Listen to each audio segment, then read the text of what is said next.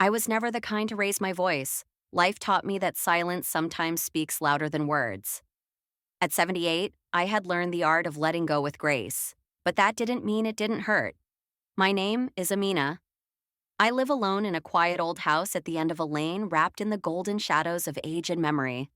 My husband passed away 10 years ago, and since then, my daughter Zara and her family had become my only connection to the world. Zara, my only child. My heart, my pride. But pride has a strange way of turning into distance. It all began one evening when Zara came to visit. She had become distant over the years, always busy, always tired. Her husband, Samir, didn't like me much. I never asked why.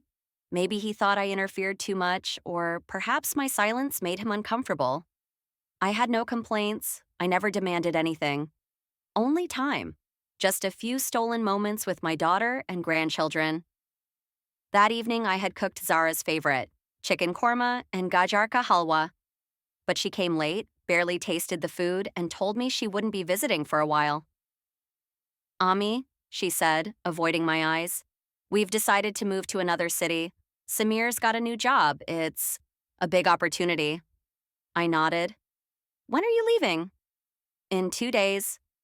She looked at me, expecting something, a reaction, maybe a protest.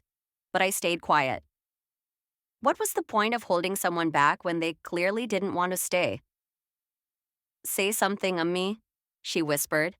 I smiled, but it didn't reach my eyes. Allah tum dono ko khush rakhe, safar mein barakat ho.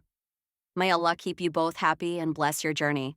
She wanted more, maybe a hug, maybe tears. But I gave none. My silence wrapped around me like a shawl. She left with a heavy heart, but she still left. Days turned into weeks, weeks into months. Not a single call, not even a message from her. I would sit on the porch with a cup of chai, watching the birds, hoping the phone would ring. It never did. Neighbors came, seasons changed, but loneliness stayed.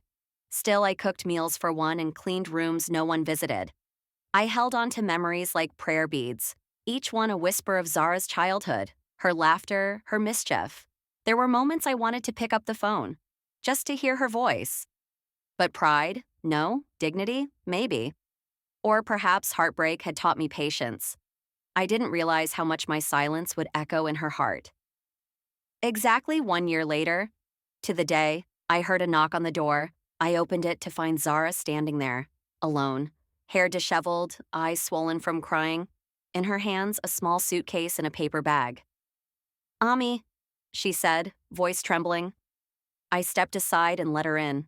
She didn't speak at first. She walked into the kitchen, touched the table, the old photographs on the wall, the cushions I had embroidered. Then, like a broken dam, the tears burst. I'm sorry, Ami, she sobbed. I thought I was doing the right thing. Samir didn't want me to stay in touch. He thought you were pulling me away from him. But I missed you every single day. I was too proud to admit it. And when things started falling apart between us, I realized I had walked away from the only person who ever loved me unconditionally. I sat beside her, still silent. She opened the paper bag. Inside was a small container of gajar ka halwa. It was poorly made, too thick, too sweet. I tried to make it like yours, she said, embarrassed. That broke me. I cupped her face in my wrinkled hands, and for the first time in a year, I spoke more than a few words.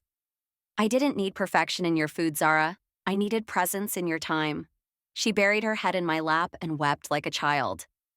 We sat there, two broken hearts stitched together by love and regret.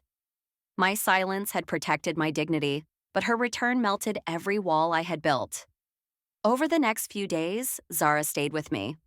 She cooked, cleaned, and laughed again. We talked about everything: her marriage, her mistakes, her loneliness. She apologized 100 times. I forgave her the first time. Sometimes healing comes not from grand gestures, but from quiet afternoons spent making parathas and peeling peas together. Now, the house is alive again. The clock ticks with joy, the floors echo with laughter, and my heart, it beats with peace. She came back, not out of duty, but with a heart full of regret and love.